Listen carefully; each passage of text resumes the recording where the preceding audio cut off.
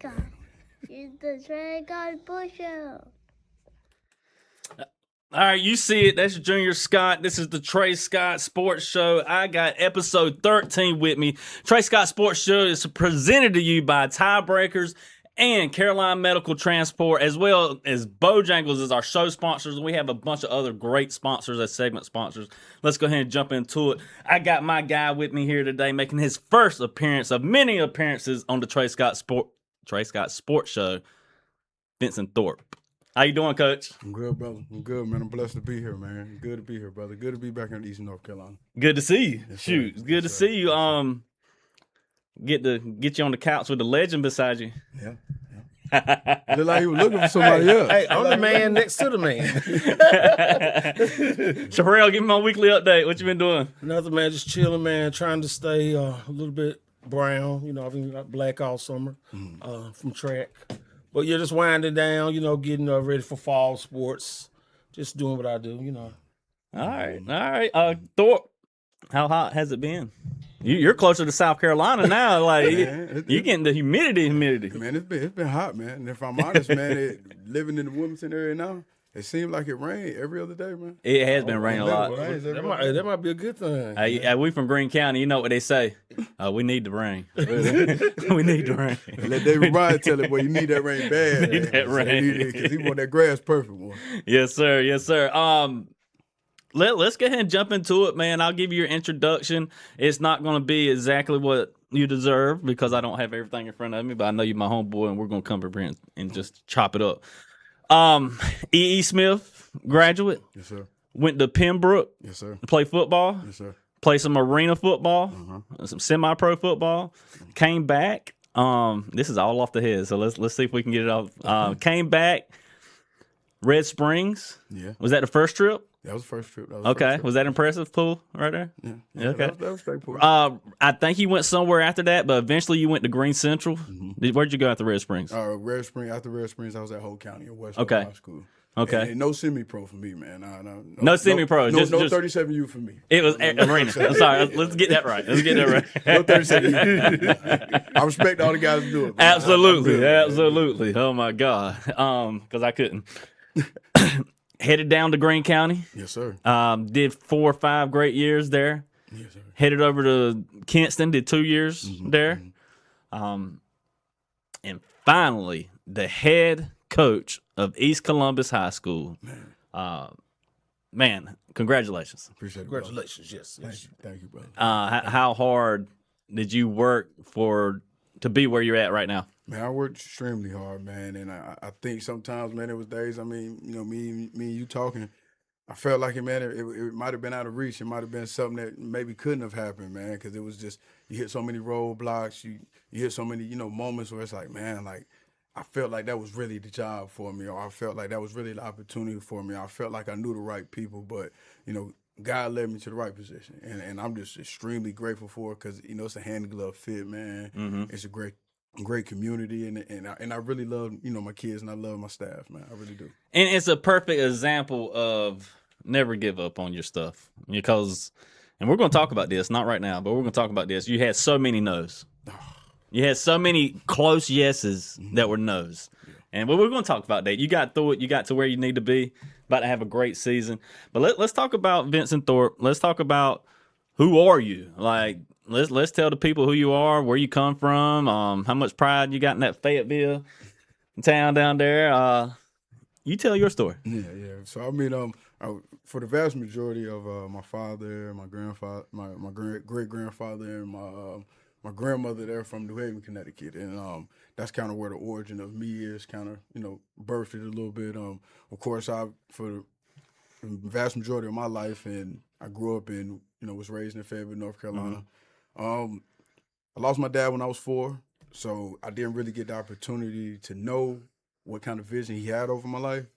But, with being around so many great people that knew him and loved him because of his service in the community, the coach that he was and the man that he was, I was able to understand exactly what my calling was. And it was playing football at a high level, transitioning, through life and eventually becoming a football coach. And I mean, my grandparents, God rest both of their souls, man. They poured into me, And my mom, she poured into me, man. And even when it didn't stick, you know, a lot of times. I know what you mean. Yeah, man. I'm talking to a lot of my kids, man. A lot of kids that I struggle with, you know, as far as when it comes to them struggling with the standards or struggling with expectations. I always tell them, like, man, I was you at some point. Like, so that's why I have patience and understanding, and I really want to connect with you to help you, man, because at the end of the day, that's what my head football coach did for me. So, you know, I went through some trials in life. You know, I had to grow a lot, man. I think I grew more than I really wanted to through experience, but, man, I was able to get through. And then, you know, being able to go to junior college, play football, being able to go to Pembroke, you know. Let's slow down a little bit. Okay. Growing up, rec ball. Hi. Talk to me. Hi. Like, when did you start? Yeah, man. When did you start playing football? Man, so my dad signed me up for a flag football team that my brother was a part of when I was 4 because I looked like I was 6. I could believe So, it. you know, like all of, you know, my brother, we're 4 years apart. So he was 8 years old. So it was a 6 to 8 league. Yeah. I was 4 years old. I was playing running back. You know, I was having the ball, man. Now, could I talk and was I, you know, of a true maturity to be, you know, with that age group? Absolutely not. But football, I knew that's what I wanted to do, man. That's what I jumped into. And then they kind of just simultaneously went after that. You know? And I know you. You like to play basketball a little bit too. Was that growing up, or just just you know where you? I thought I was the next Shaq until I realized that Shaq was 7 foot tall, and I was gonna be about 6'3". Right. And my stepdad told me one day, he was like, "Listen, man, if you want to go further in life, and this really what you want to do, man, Shaq is 7 foot tall, son, and you're gonna be 6'3", 6'2". You need to figure out something else, and I think football is gonna be what's for you." And then we kind of stacked days on top of that, man, and went with that. Yeah. All right, talk to me about high school. Got to high school. Yeah, man. Like let's. I know the kids want to know, and I know the kids are watching. By the way, if East Columbus kids are watching, drop your comments in the chat. Let me know you're here. It don't matter who you are. Just let me know who you are. Drop your name in the chat. Ask any questions. I'll ask Coach. I ain't scared of him. What kind of player were you? Man, if I'm completely honest, man, I was a very aggressive player, man. Played offensive line, defensive line at E. Smith. I started my career out at Westover as a freshman. And then, of course, when Durant McLaurin took the job at E. Smith High School, I transferred over. And, you know, I played my final 3 years of high school football underneath Coach McLaurin. I was 3-year starter for him. Played center, guard, and tackle. Man, I was really aggressive. I was really passionate about the game, man. The only thing that I struggled with, man, was probably just really, really slowing down and understanding what life was at the time. I thought that football was just logistically the only thing that mattered, man. So that's all that I kind of wrap my mind around. And sometimes when you wrap your mind around that, that's why you end up at a junior college, man, because you just struggle, you know, because you weren't focused, man. So tell us about Fayetteville. Tell us about Fayetteville, as in, because where we're at, where me and Chaparral's at, we don't know much. Like, of course, we know about E. Smith, we know about 71st, we know about the schools, heard about them. But how was it growing up in Fayetteville? How was the access to sports programs? I know you got the track. Fayetteville Flyers. No, there's a big track classic that we play football at and that ran track at. Oh man, it's gonna bother me. Oh, is it a football field? It's a football field, but they hold their track meet there. Oh, Reross. Reross. There you go. I ran in it. I coached in it. And also I played about 100 flag football games. Not professional. Adult flag football games there. But how is it growing up in Fayetteville? What's that like compared to here or Greene County or anywhere? Yeah. I mean, it was okay, man. You know, I think Fayetteville is a place, man, where it's kind of it's kind of what you consider to be, you know, different pockets. You got different sizes. It's kind of, you know, a bigger city. It's not really small, you know. And I grew up on what you consider to be the east side of town, which is E. Smith side. And I mean, you know, if I'm completely honest, man, I had some really great experiences. You know, I had great friends at that time, you know, and we kind of, for the vast majority of our years, man, we spent every amount of time with each other. You know, like I watched the comedy guy, you know, Dizzy Banks, man, and he got to run their own thing about we didn't need nothing, and everything that, you know, we did not need anything else, man. That was us, man. Like bicycles, riding through neighborhoods every day, going to the rec center, spending all day at the rec center, chasing down the icy lady, like going to the snack house, you know, like those were the things that we did. That was the experiences that we had. Like, so, you know, a true city, Southern living, you know. Definitely not as country as Eastern North Carolina, even though, as I've gotten older, man, I really wish that I kind of grew up in that true, countryside. Right. Even though my grandfather and, my grandmother, they were very, very, countryside. My grandfather had plum trees, different amenities, and he brought the countryside to where we were located. But, it was just, kind of like a city kind of feel, but definitely enjoyed my time, but I knew as I matured, I knew it was a place I didn't need to be. All right, I have a couple questions. First, I got to address Christian Norton. Oh, okay. Christian want me to ask you about this Friday's game, and I will, but not right now. I have a segment. It's not even down there on the screen where I'm gonna ask about this Friday night game. So stay tuned, everybody. I got you. My man Aaron Reeves, one of my biggest supporters I have. Let's go ahead and give a shout out. This ain't Aaron, but this is San Juan Mexican restaurant El Nuevo. Thank you, San Juan, for being a segment sponsor. Aaron Reeves is my Carolina medical guy, and he wants to know, because he played in the purple and gold, he wants to know, how was it coaching against Tarboro in the Thriller? Man, if I'm honest, man, it was probably one of the greatest football coaching experiences, because Tarboro has built their program and their infrastructure to compete at a high level, man. And when you think you have their kids, they find a way to still keep playing. I remember we went down, we scored, it was late. You thinking the Tarboro T isn't going to be able to score, fast. We're going to be able to cover up the gaps and kind of tackle a little bit. And we felt complacent. We felt good. We felt really good. And you see guys, they're going both ways, and they got the head down there, kind of tired, and they're being human. And then very next play, they score. You ain't lying. I wanted you to tell the story. 3 stops and gas. Hey, look, I want him to tell the story because that's exactly what I remember. It was fourth quarter. Both they're like Cam McDowell and Tyler Powell, and I'm sure a lot of other guys were going both ways. And we looked out there after y'all scored, and they had their hands on their knees with their head down. I told Chance or whoever was looking, I said, bro, they're tired. They're tired. I said, this is Kinston's chance. And Tarboro just came out and act like they weren't tired. What the world? I mean, anytime you can run an offense where you do not have to split out anybody to cause a threat, and you have those type of physical guys inside of your program up front and running the football, where you can about guess where it's going. Right. But at the end of the day, man, like, they're gonna beat you to the hole. They're gonna meet you in the hole, and it's up to you to to make the play, man. It's just who's gonna be more physical. Yeah, you can't have a brain fart on Tarboro. No, absolutely. Absolutely 1 second you absolutely did. not. Yeah, You cannot absolutely. show up and not be physical. Right. All right, so wrapped up the high school career. Hey, keep asking questions. I'm throwing them out here. Keep asking questions, and I'm gonna ask Coach. Wrapped up the high school career. How was Pembroke? How was that experience for you? Did you go straight to Pembroke, or was? No, sir. So I went to Mount San Jacinto Junior College first. Okay. I had to go junior college first, and it was a great experience. Lived in San Diego, California area for right at a year and a half, and got to experience California. We didn't have much, but got to experience it, man, and it was a great experience, man. Played in what you consider to be some of the hottest conditions. I bet. Because California, man, it's definitely. that dry heat, kind of like a desert heat, man. And it was just different, man. But after that, playing there and having a great career, and us going to a bowl game, winning a bowl game, then we were able to transition and go to Pembroke. And I mean, man, Pembroke was a great experience. It was a needed experience. I experienced a lot of people, and I was able to build what you said to be relationships, and I was able to have, different experiences that, today, kind of helped me be the man that I am, whether that was, good or a bad experience. I'm thankful for them all, All right, and came back to Pembroke and, excelled there. How was your relationship with the coaches? How was the relationship with the program? How much did that help you become the coach? Oh.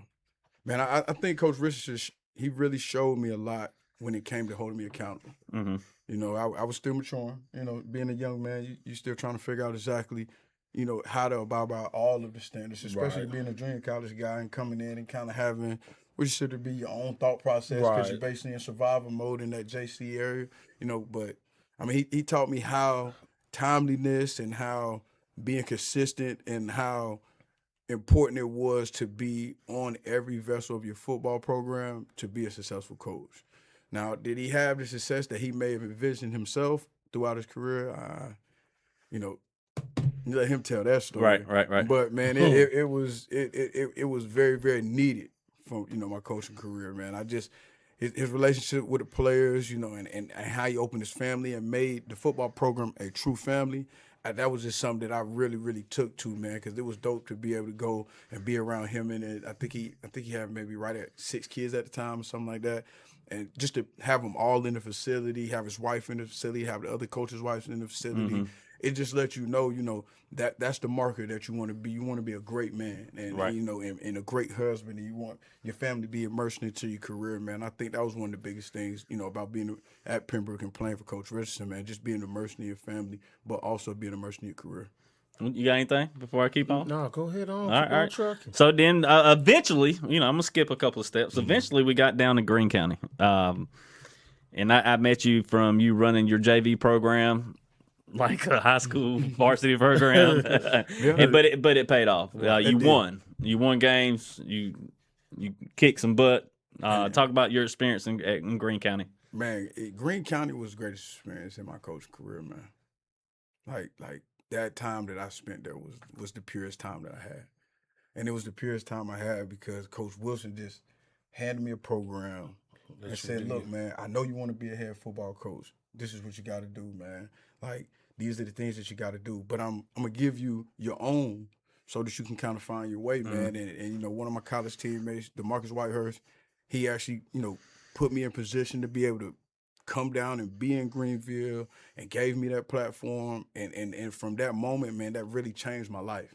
Because all the visions and all the things that I wanted to do, I was able to do at Greene County. And the greatest thing about the Greene County kids, man, like, all they wanted was direction. All they wanted was direction. All they wanted was time. All they wanted was investment. Like, everything that was ever asked of them inside of our program, and they did without a doubt. And as you see, as those JV teams grew and got older, you kind of see that they carried that competitiveness. Like, you know, Trey Bynum and Josh Sedner, those guys were a part of what you consider to be my JV program the last year that I was the head coach. And, you know, those guys still communicate and talk to me. Those guys still have some of those, you know, interpersonal relationships and conversations with me when it comes to being a better man. Right. Figuring out what it is that they need to do, you know, development-wise, you know, but it was the purest time because it was purest people. The community was great. Dr. Greene was an amazing principal. I mean, the staff was great. It was just a great place, and it was perfect timing for me. It was perfect timing for me to be in Greene County because, I mean, man, Greene County is a loving place, man. Now, if they got a question for you, and it's not of the expectation of what they're looking for, oh, man, they don't shy away from coming and talking to you now. You know, it's like, hey, coach, man, you know, what were you thinking here? You know, just wondering, you know, did you ever think about doing this? But at the same time, you could tell that their passion came from a purity. And, and that's one of the things, man, I loved. And it was a great experience, man. All right. I really loved it, man. And by the way, Sherelle Carter, I'm assuming this is one of your parents. He definitely is the guy for the job, how he has been making the transition to head coach. How has these last couple of months been as far as getting his team ready and getting his coaching staff together? We're going to talk about that. And I got another comment from Aaron, my Carolina Medical guy. Just because the orange looks good in front of our ambulance, he said, y'all win conference and dinner on him. Full team. No, man, that's perfect. Perfect with me, man. Perfect with me because that's an aspiration. Hey, Aaron's a great dude, man. That's an aspiration. He just had a back-to-school bash, giving back to Kinston, had a brisket smoke-off. Not up here. Had a brisket smoke-off. I was a judge. It was a great event. I got to eat a lot of good brisket. Yeah, it was good. It was really good. Great event. Gave back to the community. Aaron's a great dude. Keep it moving. Keep it moving. Then you moved to Kinston. Not moved, but you moved coaching career to Kinston. Talk about that experience. What'd you get out of it? It was a lot. Yeah, it was a great 2 years. Yeah, man, it was a lot. It was a lot, man. I think one of the greatest experiences with Kinston was the level of talent that they cipher in and out of the building. Right. I mean, like, you know, of course, you know, a lot of guys they complain about the portal and they say, yo, Kinston's a destination place, so they get talent from, you know, different pools, and that may be, you know, very much true, but at the same time, man, the kids that are bred from Kinston, you know, like those talent waves are amazing, man. And it makes doing your job a lot easier. Right. You know, like Pat Brown, you know, a lot of people, you look at Pat Brown, he may not be big in stature, and me and Pat, man, we share some moments, man, you know, because he had to grow up, and I had to grow up as a coach too, you know. And he really changed the season with his growth. Yeah, man. Yeah. And that's the testament to Terrence Copeland. Right. Terrence Copper, and that's logistically like one of the greatest men that I've been able to work alongside, and he truly develops kids. Right. And to be there and have that level of talent pool, but have a coach like him in that receiving room that can really develop those kids, man. Sky's the limit for that place as long as he's there as far as in that position. And then Ryan's been doing it, man, 15 years. Yeah, Like Ryan's the man. he may change coaches. He may get some new guys, some old guys, but his core usually stays. And one thing I'm learning as a head coach, if you keep your core, that means you're a good ball coach. You're a good guy. Okay. That's being straight up. If your core, 5 to 6 guys, they enjoy working with you. They're not chasing another opportunity or climbing a ladder. That's a testament to who you are as a coach. So how's your core? I'm just playing. Talk to me after year one. Yeah, we got talk to me after year one. Talk to me after year one. Got to give you some time. Yeah, give me a little time, man. But they're great guys though, right now. And I don't think I'll bring them on a program if they weren't. That's right. So you went from Greene Central to Kinston. In between those years, it was at least the last 4 games. It was 2-2. Mm-hmm. You were in the rival on both sides. How was being on both sides of the rivalry, like you are now with a Kinston guy over there and Greene Central guy over here? If I'm honest, man, it was the toughest thing for me to do because I added fuel to the rival as the JV head coach at Greene Central. Yeah. Like once I realized and identified who Kinston was, exactly. I made sure that my kids knew we would get up and play for that game. Right. Yeah. So then to transition and come over to Kinston and to be able to have that experience where you're working with the kids that you kind of was sharpening your iron to prep for, and to see that they get ready and get going as much for it. It's kind of like it's a tear, man. Because you want to bleed blue, but you're wearing green. Right. It's just tough, man. But your ex-player's doing good. You might catch yourself a minute. Yeah. You get excited like you think about Trey Bonner running that kick return back against us, man. It was a moment of like, good job, Trey. Because at the end of the day, man, I love that kid like a son. Right. So it was a big moment, and there was a lot of big moments. But the rivalry itself, man, I think it's one of the greatest Eastern North Carolina rivalries. Because a lot of people don't identify with it. They identify with Greene Central and Farmville. Right. But Greene Central and Kinston, because Greene Central has that blue collar, that chip, man, and Kinston has that winning pedigree. So Kinston looks at each one of those competitions as we should win, and Greene Central looks at it as you should never overlook us. Right. No matter what year we're having, you guys will never overlook us. Right. So it's one of those true Eastern North Carolina. I think that's very well said. I think you hit it right on the head. I ain't got no correction for you there. That's on money. That's on money. Let me move my show as we go. But all right, so after Kinston, after the state championship run, and we'll talk about that some too. After Kinston state championship run, and while you were there the year before your state championship run, you've had at least 3 or 4 no's that I know of becoming a head coach. Let's make that clear. Where you put your name in the hat down to the last 3 coaches, and no doubt you got the job, and boom, you don't. Yeah. And that happened about 3 or 4 times. Well, at least twice that I know of. I know you were in the running at least 3 or 4 times. Talk about that time. How rough was it? Oh man, I mean, it was rough because and I mean, just being transparent, it was 7. Whew. 7. 7 no's. All right, let's run them off. Man. Who are the 7 no's? Okay, man. So the 7 no's, of course, South Lenore, and in no order, no time span. Right. North Lenore, Martin County, Fairmont High School, E. Smith High School, my actual alma mater, Westover High School, which kind of stung a little bit. And then, man, to be honest, man, East Columbus the first go around. Yeah. So it's unique, man, because all of them had a different experience in them. I had some other ones that I felt like I was close to, like Neuse Central, here over recent, and then Northeast. I think it's collegiate prep, the new school they built. Kind of felt like I had an opportunity there, man. And of course, Bedingfield came open at a time when they were looking for a guy, but I think they kind of were fixated on somebody, man. But those no's, man, they made me understand that I needed to reach for my opportunity and not kind of lean on any type of friendships, any type of connections. I needed to have a purity that was connected to my job. Because, sometimes the people that you think you can count on and you might be believing in to kind of give you that good, that good reference or that good platform of speaking, man, sometimes they just kind of, they're not those people in those rooms that you're not present in. So, I was just blessed to be able to get to the one that was for me and the people that needed to speak for me. Right at the right time. Yeah, they spoke. Now, let me ask you a question. How old are you? I'm 33. I'll be 33 August 25th. Okay. Yes, sir. Yes, sir. Some random guy in the comment section said 7 schools made a huge mistake. Don't forget about the spot in South Carolina. Definitely thought you had that one. Yeah. Guy named Jason Wilson said that. Yeah. Jason Wilson. That name sound familiar. Sound familiar? Yeah. I know that cat from somewhere. Yeah, man.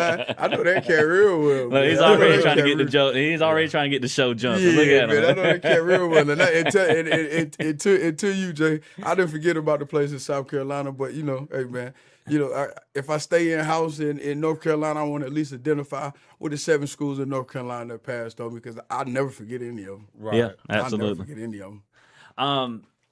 A lot of no's. Finally got your yes, and you're going to a program that hasn't won in over 5 years. Mm-hmm. When I say won, I'm talking about a winning season. And let's put some more context to it. They're a 1A school, a smaller schools, and roughly, if you look at all the 1A schools, every game they play is either going to be somebody the same talent or somebody better than you. They never play no underdogs. You know what I'm saying? You're 1A school, you got low participation, low numbers, so you're always going to be the underdog.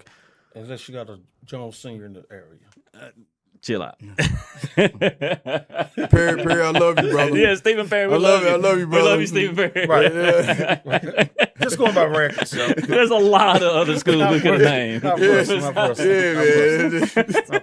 Well, that's your What's Chaparral comment, man. You be on that locker room. Hey, You'll be on that locker room there. Hey, one thing about me, I get bust tire tracks on my back every other week. So I'm used to it. But you get to go to a program that's actually, man, you got something to work with. What you got at East Columbus? Oh man, so in my opinion, man, I have a great core group that is really committed, man.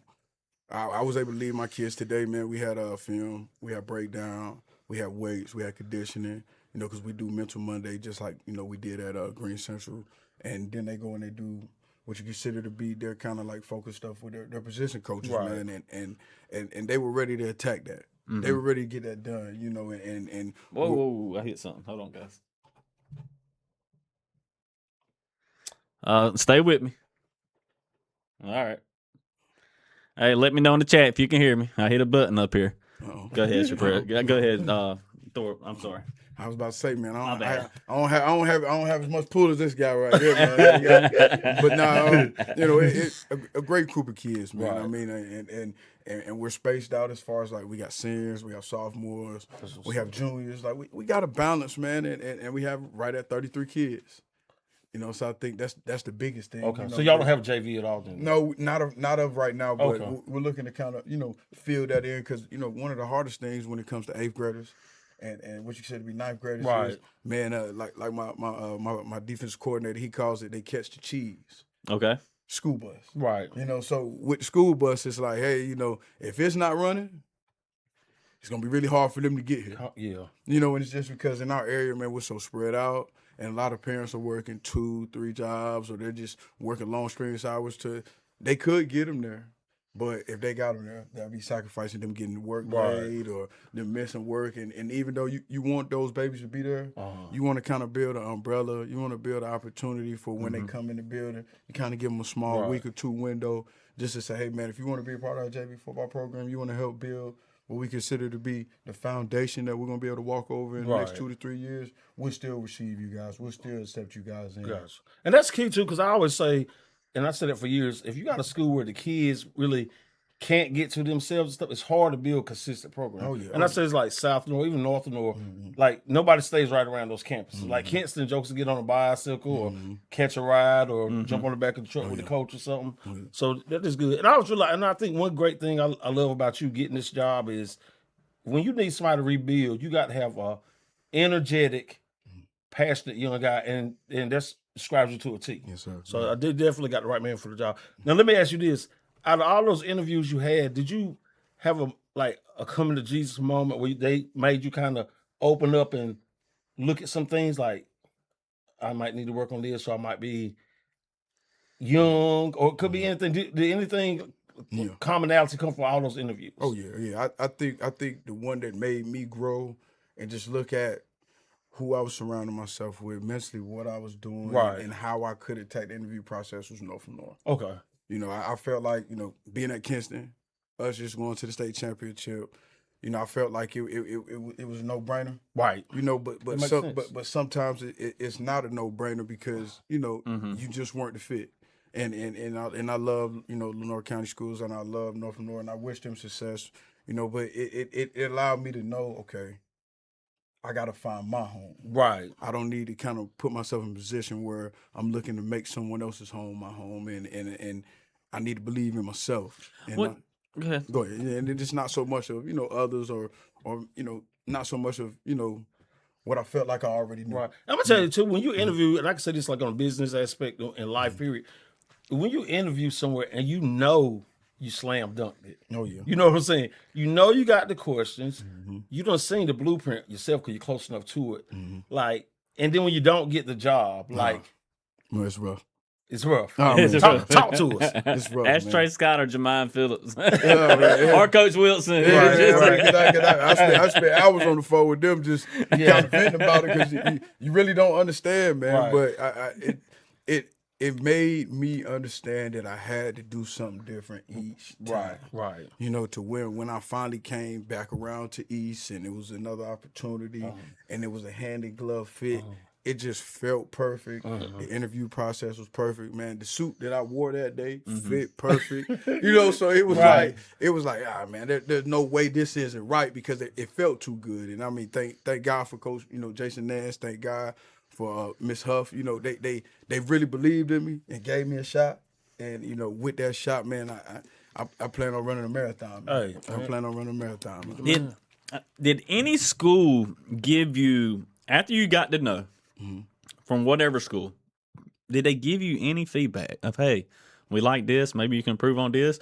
Or was it cold cut? No, we got our coach, it's time to move forward. Oh yeah, man. I actually had a handful of schools, man, that with the know, they communicated how great I was, you know, an interviewer and how great of a head coach I would be, but you know, the age, you know, the youthfulness, or you know, the years, you know, and they were willing to offer me, you know, different opportunities within the program with the head coach they were hiring. So, you know, it was a unique process, man. But, you know, one of the things, you know, and Mr. LC, you know, McGill, man, he was a great guy. And he told me, he said, man, you really are standing on the belief of yourself, man, you know, because I had an opportunity at Martin County where I could have been a part of that new regime. And man, even though it was hard to turn down that great opportunity and the different things they were offering me, man, I just really, really felt like if you guys passed on me as a head coach, man, I kind of wanted to stay immersed in that Kinston, you know, community and that Kinston kind of culture, and just bet on myself and just wait, you know. Now let me ask you this: how you know, when you said earlier about guys staying on staffs, sometimes guys, it's just like working a job 20 years. You never really challenge yourself. You never really went out and looked to see what you advanced this step. How hard is it staying on a staff, knowing you're hungry for more than what the position you are? I think That's a good question, Yeah, bro. man. Well, thank you. Yeah, I mean, yeah, that's a really good question, bro. I mean, it's tough, man. It's tough, man. It's tough, man, because you know one of the things that you know Ryan had to teach me, man, was you know, and you know Ryan Giesman, of course, man, was just gotta be present where your feet are, man. You know, he understood my passion. He understood what I wanted. He understood what I was chasing, what I was reaching for, and he was just like, man, just be present where you at. Okay. Give us everything that you got. He was like, because with giving us everything you got, you help build your resume. You know, Terrence, you know, he used to always tell me the same things, man, like, it's going to come in time, but in that time, you need to keep working. You need to keep grinding. You need to keep being committed to the community and kids that you're part of. He was like, because that's what you're selling. That's your product. You know, if you get to a point where you're so immersed in chasing your dream and getting that chance, sometimes you forget about the Where baby you- just the- right in front of you. the moment, you know? right. And I just thank God for those two guys reminding me of that. Right. Because, man, like, I was able to be present mentally and physically for that state championship run. I was able to be a part of that. And, man, anytime I talk to, Guy, man, and we just talking, man, I always tell him, like, man, thank you. Right. Because he's experienced it multiple times. But, me being a guy that, as a player, never experienced it, and as a coach, never experienced it, and to get to experience it with a group of guys like that, Right. oh, man, it was the greatest thing ever, man. Now let me ask you this question, and this is something that I never hear anybody ask anybody. But I think it's a great question. It's not like college where you go on and they give you buku money to hire your staff and this. So basically, wherever you transferring at, you got to take kind of, I ain't gonna say what comes to you, but just like teaching the kids, bringing new kids in, how do you first get those men to be like, okay, this is kind of my vision, my standard. Then you see what they offer, but then you still got to mold the coaches a little to what's going on with your mindset. Man, I think, with that, you come in and you show your detailedness. You show the individuals that are either there or the individuals that may be kind of teetering, that want to maybe potentially be a part, Right. how you're going to attack this. You always working. You always showing up. And one of the big things that, with my staff and with the guys that have came on and the guys that were on the fence and ended up still coming on was, Right. I never dictate any work. Okay. I just get to work. Gotcha. Because when I get to work, they see and feel the work, and they just want to be a part of the work. So then they're committed to that. Right. They're buying into that, and it helps for more belief. Right. Especially when building the ground up. Because, man, I interviewed and talked to a lot of guys, a lot of friends, different guys that may have wanted to come and wanted to be a part of, Right. turning East Columbus around, but then they kind of get to that gray area where it's like, man, like, I think I'm going to hold tight, Right. and I get it, man. It's not the most, lucrative job. Right, It Most may not definitely. look good to them. Right. But, once I get in there and clean it off Right. and put my thumbprint on it, man, it'll be phone calls, with people that want to come to East Columbus. Right. Because that'll be the foundation that we build.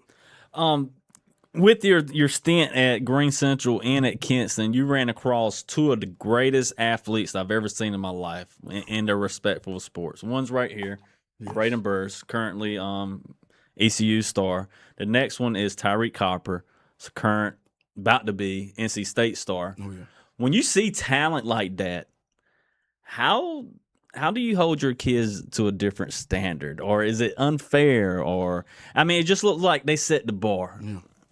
Well, what do you take from that, considering that you about to go to a whole completely different set of kids, and this is what it takes to be Tyreek Copper talent, and what type of work he put in. Man, you share those moments with those guys. You share the moments that I share with Brady. You share the moments that I share with Tyreek. But then also, man, you allow Tyreek and Brady to be a part of communicating with your kids. Like, one of the greatest things about those two guys, man, they're what you consider to be very much so approachable and very much so, very, very human-like. Man, like, some guys get to the, highest levels and they don't forget about some of the people that were a part of their process, but they're just not as receptive to being around, But when it comes to Tyreek and when it comes to Brady, man, like, I can hit those guys up at any moment. I can communicate to those guys at any moment. And I can share the moments that I shared in the weight room with Brady, seeing him work out like a football player when he was the only baseball player in the weight room, and he didn't have the looks that he wanted, but he kept believing. I was with Tyreek when Tyreek was going into that year of, man, I don't have the big time one that I really want, but I have a handful that I'm starting to get a little interest, but I know what type of player I am, and you get to see that work. And in those moments, you get to challenge kids inside of your program, inside of your institution. Like, okay, you say this is your aspiration. This is how he's chasing his aspiration. So how are you going to adhere to his standard? Because he's mentally got it. He's not perfect. Neither one of those guys were perfect. Absolutely. But they understood what they wanted to do with their life. They understood what that body of work looked like. And I think that's why, you're able to kind of transition and go other places and what you consider to be, uncover, other diamonds that are kind of similar, man. Like I feel like Dawson Crosby is going to be one of those guys. I feel like Jabri Dixon has the opportunity to be one of those guys because I've been able to be in the foxhole with both of those guys. So when it comes to a day when either one of those guys isn't meeting the bar, I know how to connect with them to get to that bar, whether it's introducing them or communicating with Tyree. Hey, Tyree, you spend a little time with this guy and just tell him what the standard was and what it did for you. Or when it comes to just at this moment, hey, man, this is what this kid had and this is what he did to be successful. Right. And if you want that type of success, not barring that your success is going to be the same as his, man, you're going to have to commit and you're going to have to do these things and it's no gray area. And you got to touch on, you got to see a little bit more of a behind the scenes of the family life with Tyreek. How important is, and let me make this clear, Tyreek and Braden comes from a great family, 2-parent home. Absolutely. How much of a difference did that make? Not saying nothing against any single parents. I grew up single parent, whatever. How much of a difference when you got two guys, we got 2 parents making sure you're successful? No, man, I think it propels the kid into a place where the only thing that he can really and has to focus on is his success and the standards and the expectations his parents have for him. Like when I looked at Tyreek and just his body of work and the things that he did, his mom would make sure every bit of his nutrition was aligned. And his dad would make sure every bit of his development, film study, any coaches or anything that he needed, he made sure that aligned. So in unison, Tyreek being an amazing student already because he's a gifted child, it just propelled to make a megastar. Right. I feel like too, like you said, you got 2 parents. A lot of times the academics and the athletics are going to merge perfectly. And even with my track kids, if I see when I get single mothers on team, I would say boyfriend syndrome. Don't treat your son like no boyfriend. I'm old school. Hey, if it ain't broke, it don't need to be fixed. But and even that, since you've been in East Columbus, have the kid, and I know you got feedback. Have the kids told you like, "Wow, this is different than what we've been through," and then have they told you why it's different? Oh yeah, man. I mean, the kids they share all the time, man. And for the vast majority, all of them in different ways they do, man. But a lot of them, their direct communication is thank you, coach. Right. Thank you for coming here and just, changing our program and changing the way that we think and changing the system that we run and giving us opportunity to make, college look realistic and look believable. A lot of kids that are on my roster right now, man, they haven't been out of that area. Right. So, it's my duty to kind of give them that platform to be able to stand on, to be able to go and experience those different cities. And to be able to experience those different cities, man, chasing their career, going to college, maybe going to trade school, whatever it is, going to the military, whatever it is that they need to do for their life, that's their goal, that's my duty to make sure they do it, man, because those experiences are out there in the world. I got a 2-part question for you. Chaparral's not getting messy enough yet, so I got to get the ball rolling. Can't name Greene Central, can't name Kinston. Which teams did you hate playing? And hate's a strong word. All right. Which teams, rival teams, did you really wanted to beat? And it got to be a rival. Which teams have you faced? Don't matter where at. As a coach, right? And I want to stay around here. Okay. As a coach, which teams were you like, man, I got to win this game. I want to win this game. I'm going to get them next time. I got them this time. What was it? What was that school? Man, Singular School. Singular. I love. Here we go. He won't say the name, but I could tell you the initials. But go ahead and ask this question. Singular School, man. I mean, and this was at Greene Central, and this was at Kinston. Man, this could be in Topsail Beach. This could be in Africa. Farmville Central, man. Yeah. Farmville Central, man. It's Farmville Central, man. And the only reason it's Farmville Central is just because, at the end of the day, like I was introduced to the rivalry, being at Greene Central. But then after you go through a couple of experiences with the games and the fans and you get to see like the interactions of the adults, right? You just want to win that game even more. Cause it's like, hey man, like you really think that's okay? And I know your personality, and that's the perfect game. Your personality is the perfect game for you. It's great. It's a great game for me. Right. I mean, I think I've lost it once in my coaching career. So I mean, Is that your coach career, JV and varsity? Yes, I've lost that game once. Oh wow, I didn't realize that. Man. Well, actually twice. They beat me my last JV year. And then they beat us that varsity year. Right. We were 0-2 that year. And I mean, Ron Cook, he's a great coach. Yeah. He has his unique style, and he's all right guy to me, man. But it's just the rest. It's everything. It's everything. It's everything. It's everything. It's part of it. That's why black we love and gold, just Right. Not Steelers, nothing. Yeah. So next question. I said it was 2-part. I posted that I broke the news. Vinston Thorpe, East Columbus head football coach. And I don't know if it was South, North, West, or whatever, but them jokers came out the woodwork. Talking trash. West Columbus. What have you learned so far in West Columbus? By the way, Coach Wilson said, don't forget about Pooh Bear when we're talking about the two guys. Very special talent. I'm gonna read this, but let's talk about that. Just a little interaction. It won't you, but it's like a little interaction with the team. Yeah, man. So I mean, West Columbus is the western side of Columbus County, of course. Right. You have South Columbus and then you have East Columbus. And, West Columbus is, for the vast majority of their existence, they've kind of dominated East. And they've always been able to beat East for the vast majority. Sometimes they go back and forth, but they usually have a couple more athletes. And, Coach Lamont, Williamson that's been there, man.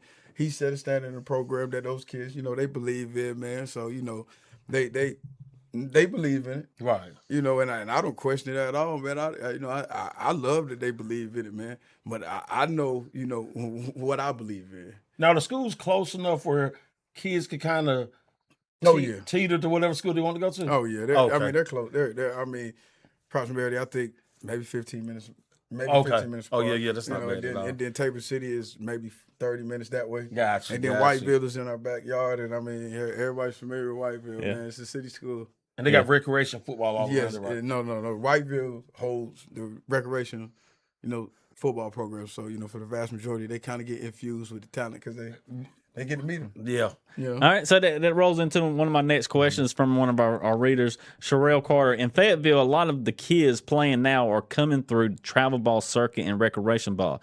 Do they have a recreation league in East Columbus area? And do you think they will be interested in starting a travel football club in that area? Oh, yeah. So I think one of the greatest things that and Sherelle Carter, he's a rec ball coach. Okay. Man. He brought me up, man. I don't know if I met Sherelle maybe at 8, 9 years old or something like that. Great guy, man. Great guy. But so they haven't had what you consider to be an East Columbus centric rec program. But one of the greatest things that I learned from Terrence Copper was the 7-on-7 circuit. And with the 7-on-7 circuit, I learned rec ball basis through you with, the GC Touchdown Club. And I think that's why God pushed me in Eastern North Carolina so I could get that, because next year, of course, got the job kind of in the gray area, but next year, meaning this spring coming, we'll have what you consider to be 2 7-on-7 teams that will compete. Also, and we'll have, we'll be able to have what you consider to be our middle school and the late elementary. They'll play on one team, and then we'll have, basically our high school guys that, want to get extra work that may not play AAU basketball. They'll be able to play 7-on-7. And then that very next year, we're going to found, what we consider to be East Columbus rec football. Okay. They're going to be housed. They're going to be housed, and they play their games at our facility, just so that we can have our hands on our community. We can have our hands on our football team, and we can grow. Because, I want them to play football before I meet them in the 9th grade. Gotcha. 8th grade, 7th grade, Do y'all have a track there? Yeah, big time track. Big time track, okay. Yeah, big time track. Another question. Here we go. This is from Ray. Ask him about the only time I ever had to get on him on the sideline because he was trying to score with 15 seconds left. A lot of laughing emojis. The next thing he says is he turned into quick in those games. Okay, and see Wilson, and he called him Ray because his nickname with me and him is Sugar Ray. Right. But Wilson is speaking of my very first Farmer Central game, which the head JV coach at the time, won't say his name. He was a little upset, got on Facebook. He was a little upset about it. He felt a way about it, man. But I was just a young guy, competitive, man. And I tried my best to score. we were up, and I figure, hey, if it's Duke and Carolina, I feel like Duke will try to Carolina's score. Carolina's definitely going to try to score. So at the end of the day, man, I was just trying to add a little bit more insult to the injury, as we were leaving on out, man. But, you were successful. Yeah, man. He pulled me to the side. I'm just like, hey, man, quick, let's go ahead and get out of here. Was you throwing the ball or y'all? Oh, yeah. I just ran slant wheel. We were already up about 30. Right. But we were going for it. Going for the gusto. In my personal philosophy, I'm like this. When you getting to check the coach, hey, stop me. Yeah. That's your job. Yeah. Now, there's no complaining. Yeah, recreation, when the kids' feelings in it, when they mold and develop. When you getting the paycheck, the coach, just like you interviewing the job, you got that paycheck, you took that job. Oh, yeah. Hey, defend yourself. Exactly. And develop your talent. I'm with you, bro. At the end of the day, don't go to social media and tell social media why you couldn't stop them. Exactly. And I'm gonna tell you, from my coaching experience, I will never forget. And I hardly ever have bad seasons. And I would say, if you feel a certain way as a coach, you feel like your style travel. And I'm pretty sure you feel like wherever you go at, you can be successful. Oh, yeah. And I feel the same way. This guy asked me would I coach his team. I never seen the guys before, like basketball. Man, I went to Charlotte with the Jokers. We lost like 90-something to like 15. So I asked the guy at the end, it was AAU. I was like, yo, you didn't think about that? He said, Coach, my guys got 6 games this weekend. He said, I'm not going to dial them up and dial them down because he said we might get to that game where I need them to be dogs. When he said that, I was like, Coach, I love that. And I said, you're absolutely right. And it taught me 2 lessons. Never coach nobody's team I've never seen before. And like I said, when it's that's kind of stakes, hey, you can coach to win. And you should be doing the same with coach to stop. Yeah. And some people say you'll get, as long as you coach, you'll get some of the same medicine. But hey, I can take the medicine. Yeah. All right, it's time to pay the bills, baby. Pay the bills. Got to pay the bills. This segment is brought to you by McKinnon Aaron Vending Machines. Trick of all trades, just ran by Carolina Medical. My guy Aaron supports us in many different ways. This segment is brought to you by McKinnon Aaron Vending Machines. Oh, yeah. All right, we got some more comments. East Columbus Powerhouse coming up. KM Vision says that's a big rival, talking about East and West. Ann Harper gives the salute. KJ Austin said, I'll see you week 2. Do y'all play each other? Yeah, he's at Hottie Trash. Oh, that's right. Hey, let me ask you this. What was the score last year with East and West Columbus? Do you have an idea? I don't know offhand. It was a blowout. It was a blowout? Okay. Yeah, it was a blowout. It was definitely a blowout. Definitely was a blowout. Let's get on East Columbus. What you got? I know a little bit, but let's tell the people what you got. Right now we have a very physical defense. We have some guys that run to the football. We have some guys that are playing sound. On the offensive side, we're kind of growing a little bit. Offense is always a little bit behind. Right. Because it takes a little bit more patience, especially when you're going from a wing T to a spread. And I think, man, the team and what we have is a great pocket of talent for what we plan on doing. We're going to be very competitive. We're going to be very gritty, man. We have physical tight end. We have a plethora of athletes. We have a good, solid group of offensive linemen that believe. Our defense, we just got guys that are they want to be physical. They want to get in a fight. They want to be aggressive. They want to do what it takes to make it stops. They want to play with each other. They communicate well. And my defensive coordinator, Coach D, man, he does a great job at relating with them and getting them prepared. Did he coach there last year? Yeah, he was there last year. Okay. Let me ask you this now. You play a coach at Greene Central and you head coach at JV, coach at Kinston. If you had to pick, what does your offense favor more? Now. There's no favor in my offense. No favor. No favor no favor. It don't look like nothing else. It looks similar to all the places I've been because it has Delmus Willis in it. It has Ryan Gieselman in it. It has Lawrence Chance in it. And it's only because, what I learned over my coaching career was never take just one thing from one place. Right. Because the best thing that you can do is be adaptive in all vessels. Right. So it's immersed with a little bit of everybody. But if I had to just put my finger on it and say it looks like a certain place, right, I hope and pray it looks like Kinston what we had last year. You know? Space. You get you guys the space to make plays. Gotcha. I forgot to get this off. My man Jay Wilson said I can answer that. Greene Central. Hey, you ain't did it in 3 weeks. Nope. Hit the BS meter. No. This is the Trey Scott Sports Show, baby. That was the right answer. Hey, you smart. Hey, you don't show how smart you were. Hey, we not hold that. No, man. But I get it though, man. I get it though. Jay speaking from a place where I had my hand in it. It was mine. He know it was mine, and he wanted to look like Greene Central because when he get old and gray, he want to be able to hang his hat on the day. Philosophy as far as like run pass ratio, and really when they see East Columbus, it's gonna be like something they probably haven't seen ever from East Columbus. The way you switch the offense up, like I said, of course it's a work in progress. Yes, sir. But how did the kids react to the offense? Oh man, if I'm honest, man, I think they knew exactly who I was before I got there. Right. And I got a lot of messages of thank God. It's good to see you. Right. Mm-hmm. I'm glad that we want to run a spread. We want to be taught a spread. We want to play in space. We want to be physical. We want to run the football, man. But we want to showcase that we can catch the ball and we can make plays too. Yeah, you talk about your defense. Talk a little bit more about your offense. Oh yeah, man. The kids. Oh man, they're great kids, man. I mean, Demetrius Dexter, big time receiver. Ryan Cobb, kid that hadn't played football. His first year playing football, he was a defensive end underneath Coach Skipper, a guy that was there previously, and he just didn't really like the personnel, the position he was at, so he didn't play anymore. Played a lot of basketball and grew a lot, man. And this year he's coming on as a great receiver for us, man. He working tremendously hard, man. I think one of the pleasant surprises is Eli Walker. Being that Eli never took a football snap until he met me.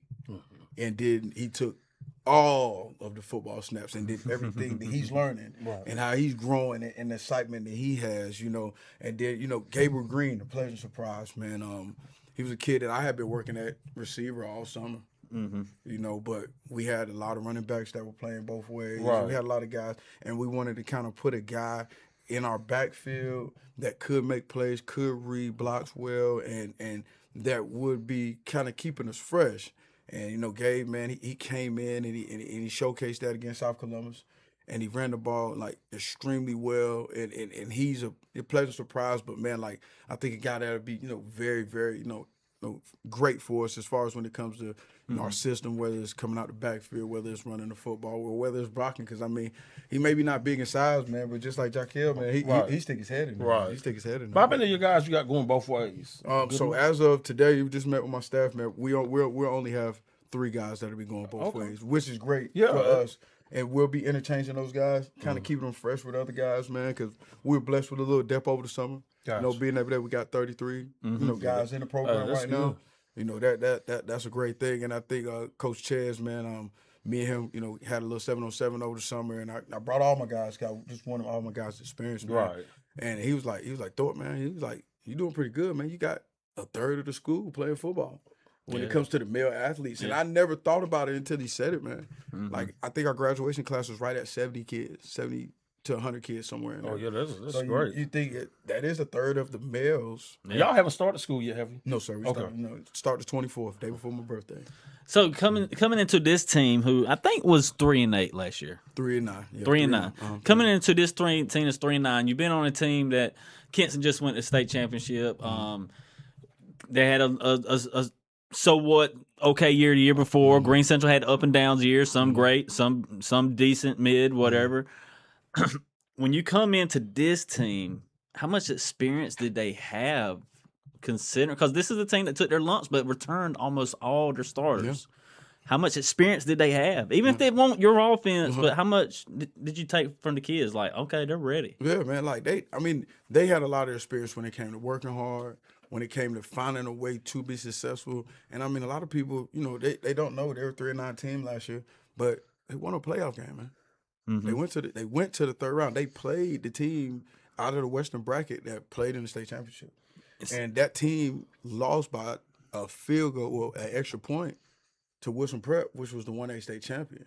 So they understood the work, they understood what it took to be successful. they were just waiting on a little bit more guidance when it came to details of football. I mean, because Fred Pedro was a great football coach and a great man for them because he was a great individual. He's a very much of a servant, man. Right. He's a very much so of a great individual. So they understood discipline. They had a standard of expectation. They were just looking to go to the next level. Right. They were looking to be developed to the next level. They were looking to have those next level standards so that, maybe when they see a team like a Robbinsville in the playoffs, they walk into that game feeling like our spread is going, or our 4-2-5 or whatever we're doing, we believe that, hey, we can go back and forth with you with opportunity to win. Have you ever been on the coaching staff where y'all won, conference championship? No, sir. Oh. No conference championships in my coaching career. Not one. Time for a change. No. Where and I really was going to ask this question next. Where were you ranked in the preseason conference poll, the coaches poll? Last. Last. Yeah. Last. Oh yeah. But this is a conference with all 2As. You're only 1A, right? Yeah. Yes, sir. Yes, sir. What do you see out the conference? Respectfully, what do you see out the conference? How tough is it going to be? I feel like it's going to be a very competitive conference. I feel like every team in our conference kind of gives us a true, what you consider to be, look as far as in our classification. I feel like, out of our conference, the top heavy portion, man, the top 4 teams went to the playoffs. So y'all split conference, but y'all the only 1A team. Yeah, we're only one A in. Oh, wow, only okay. 1A in. And they're what you consider to be very talented programs in our conference. Lakewood, North Duplin of recent, right? East Bladen of so forever. You literally, besides the Green, what's it called? The Green C. Floyd. Besides Green C. Floyd, like you're literally playing up every game. Oh yeah, every game. And I think the key to that is making sure that you don't lose them week to week, because the playoffs are probably going to be a lot easier than the conference. Yeah. And speaking of the playoffs, I think, I might be wrong, he is going to be in the West. Right. Did you know that? Did you know that? I didn't know. Yeah, he is going to be in the West. This was the school last year that had to travel 5 hours, 6 hours for a second round playoff game. Might be wrong. I'm kind of guessing. 6+ hours. And that the game y'all won? It won't you, obviously. No. So I think the first travel was to North Stokes, and I think it was right at a little bit, might have been a little bit over 4 hours. But when they had to go to Robbinsville, Robbinsville was 6+, like well over 6 hours. And you think, on an activity bus, it's right at 7 hours, man. You know, so it was definitely, they definitely had to travel far. But that's why it's big on building the kids' mental state, to understanding, wherever we get on this bus to go, we're going to compete. Hey, we got some people looking. Deron Sultan. Oh yeah, that's a defense quarter. Okay. He said, look, he said bleed green. Yes, I was like, what that mean? How's our weight room? What's up, coach? Pretty good weight room. Pretty good weight room. Okay, pretty good weight room. Good. Okay. All right? I want to go back to the conference. Pick the last. What do you go back to practice and tell the kids? Did they already know about it? You had to tell them about it. Like, how's that? Is it motivation? Is it what is it? I'm what you consider to be very transparent with my kids, because I want them to wear the chip of where they see us and what they believe we are, because it makes the story that much greater when you overcome what everybody else's opinions are. A lot of times when you're having the East Columbus conversation, or I have my East Columbus stuff on, a lot of people in that area, in that region, they don't really believe, and I think that was one of the greatest experiences of our scrimmages. We were able to go over to South Columbus, and South Columbus, they're a great program lineage. They have what you consider to be all the bells and whistles. They have all the amenities. They have the athletes, and for so much, we kind of are deprived of a lot of those amenities and a lot of those things, just based off of landlocked and where we're at, and funding. But at the end of the day, to go in there, to compete with them, to kind of control that environment, and to put them in a shop, it's kind of like that's what we want to do every week. Every week. Yeah, and I look at it like this: when you are kind of like an underdog story, it's 2 teams that I take out of college: Army and Wake Forest. Oh yeah, Army, man for man, they're gonna be smaller every game, but they're coached up. They're grown men going against boys. Oh yeah, and Wake Forest, their offense, they're gonna score with anybody in the country. And I always say the last 2 coaches ahead of Wake Forest, I feel like they should have got Power 5 jobs, but they're always going to put numbers on the board. And I think, like I said, if you go in there, and that's the thing, even like Eastern North Carolina, you see so many teams that really, I don't want to say garbage in the trenches, but and you a coach that coach in the trenches. That makes the biggest difference, I think, in wins and losses and stuff. And it's like, say they pick you for last, and you're the only 1A team. But it's kind of like the best team, you got a bullseye, you're gonna get everybody the best shot. The team they pick last, everybody think it's automatic win. But if you scare them, anything can happen with it. Also, Exactly. Because I think when you pick to be last, you know, you have so much. You know, hey, we don't got nothing to lose. Let's be loose and play. You know, you got so much opportunity to be, you know, for growth. And I think, you know, the biggest thing, you know, that I talk to my guys about is climbing that ladder from last. Right. Each team that's aligned and put in front of us is another step in that ladder.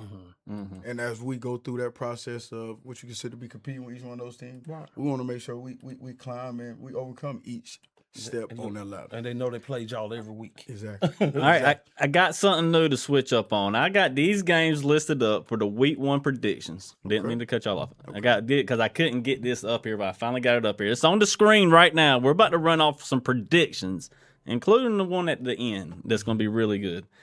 We're starting off first, and Coach, you do not have to participate in this. Oh man, I was on Game Day show. I'm fully committed. I'm fully committed. We gotta get the screen working over here.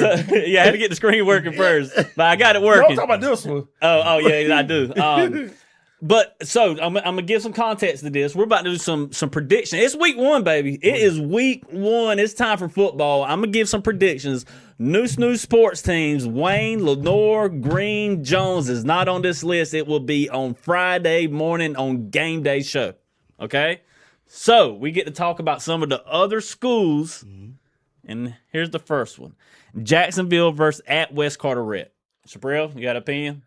Jacksonville's a powerhouse, so I think they're going to roll them. So yes, Jacksonville picked up Tez Jimenez, I think, from they got 2 running backs. White Oak. Then they already had the Amari Peterson. Yeah. I might be saying the name wrong. I'm sorry, I just don't have it in front of And me. Kinston just Both of those are really good. Kinston just scrimmaged with Carteret Friday, right? West Carteret just lost their quarterback, Tanner Payne, who's been there for like 3 or 4 years. Right. Very good quarterback. Hey, Jacksonville wins big. By smoker. All right, next one. Havelock at West Craven. Havelock at what you got, Chappelle? I'm gonna tell you now. I didn't ask you on the first one, Coach. You got Jacksonville and Jacksonville, right? Jacksonville has 2 running backs. They run triple options. They gonna show up with everything else, man. I'm gonna tell you now. With Twitchell gone, it's kind of like when Battle Holly left Kinston. Like you leave that dust from a legendary coach still there. And like I said, when Twitchell was there, like I said, they rolled teams. And like I said, whatever you ran on offense, Twitchell had the defense to stop you. Yeah. So I think it's going to be. I don't know who the new coach is, so it's going to be. That's a tough one, but I'm going with the other squad. Who? Havelock? Havelock, like it's a military town. You always got serious kids in the military town. Yeah. But if Twitchell was there, I think. What you got, Chappelle? I mean, Havelock. What you got? Thorpe. Man, if I'm honest, man, I was actually just talking to a Coach Twitchell disciple, man, our baseball coach, Hunter Hackley, man. I talked to the athletic director, said he was talking about him, and we'll talk about that later. Go ahead. I mean, and we just talked about the talent pool that was left at West and how they're developed and what they already were kind of tooled to be.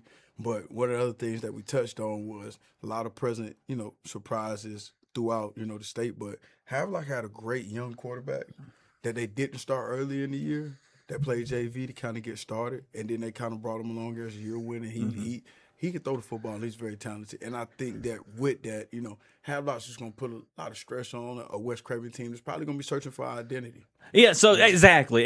So one thing we know here is Havelock and West Craven is known to have great football programs. Right. It's Craven County, baby. Right. Like it's awesome. It's awesome to be a part of. Also, this is going to be an awesome rival. This is going to be the game. West Craven has Coach G. I don't know how to say his name, but he's from the Midwest. Right. So we have no clue what we're about to see. I think is he from Oklahoma? I think it's out there. Yeah, I think it's like Kansas. Yeah, that is Oklahoma. Yeah. Or maybe Missouri. Maybe he's over there. Yeah. But he's not from here. Right. No. And that don't mean nothing. But also what it does mean, we don't know. And me and somebody were talking, and I think it depends on how much of the old staff is part of what's he got going on, you know. So, and no doubt he has Xavier Cuthbertson, a couple other young guys. I know a young wide receiver's been working since he was a freshman. Me and somebody else were talking about that. They got a lot of athletes. Havelock has been down for the last 2 years. It's time to come up. Right. And look, we're looking at a coaching staff with Wes Craven that we don't know about, with a coaching staff with Havelock, who's had 3 head coaches on their coaching staff at that school. Right. I trust the Wooten brothers. I trust Coach King. I think Havelock wins. Right. And I think they make their statement game. Off top. And saying, hey, Havelock's back. We're going to see. All right, let's move to the next one. Let's move to the next one. Oh, the Surprell special. I'm going first. Thorpe's going second. Here we go. Farmville at Washington. Farmville at Washington. This is tricky. I don't think Washington has turned the corner yet. I don't know. They brought in Pascal, who is a great coach and is in the part of rebuilding. I don't know what he has to work with. Hey, Farmville's down 2. We done talked about that. We done got in trouble about that. Right. Well, ain't no trouble. Don't get in trouble. We ain't get no trouble. Hey, we're men. We don't Hey, get this in is trouble. the Trey Scott Don't get in Sports trouble Show. for our opinions. But here it is. I got Farmville. I got Farmville winning a close one. I think it's a team of rebuilding, and I got Farmville winning a close one. Coach Thorpe. I mean, and I will only, be real. Yeah, it was just being real. I will only be real if I stuck to my guns and my beliefs. I know the Ryan Cook's gonna prepare them. I know that they'll be ready. But if I bleed blue and I believe in green, I gotta take Washington. Okay, Chaparral, you said Farmville will win 3 games this year. Is this one of them? You know what? I said they'll win 3. And after there was so much crying going on, I went back and looked at it because the way the schedule's set up, it's hard for them to sustain any kind of winning streak. The way the schedule's set up, Yeah, it is. Then bad. when I went back, when I seen Washington highlights from their scrimmages, they didn't look bad. Now I'm gonna tell you, and me personally, Farmville's got a 6'8" guy that's a weapon. And I think early in the year, he's going to catch some teams off guard, and then you're going to have to smash him at the line. But this is a tough one. Come on. Hey, while you wait, You already own the locker room. Hey, look. You already there. You already there. You might Hey, well while be you wait, honest. this segment is brought to you by Kristen Goyette, Success Mortgage Partners. Thank you, Kristen, for supporting us in everything you do. We can't do high school athletics without people like you. Chaparral, Farmville or Washington? I think this is a battle of the coaches. I think the coaching wins this game.